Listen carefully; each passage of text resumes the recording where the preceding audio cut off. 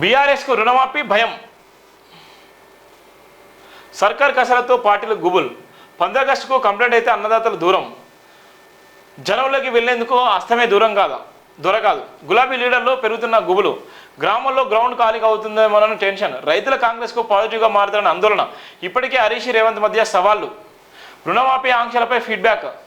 ఇక్కడ ఉన్నటువంటి నేపథ్యం ఇద్దరికి దగ్గపోరుంది. ఈ నేపథ్యంలోనే ఎవరికి ఎన్ని ఇవ్వాలో 2 లక్షల రుణమాఫీ ఇప్పటికే కసరత్తు చేస్తున్న నేపథ్యం కూడా ఉంది. ఆగస్టులోపు చేయాలన్న నేపథ్యంలోనే ప్రస్తుతం అయితే ఉన్నటువంటి నేపథ్యం ఉంది.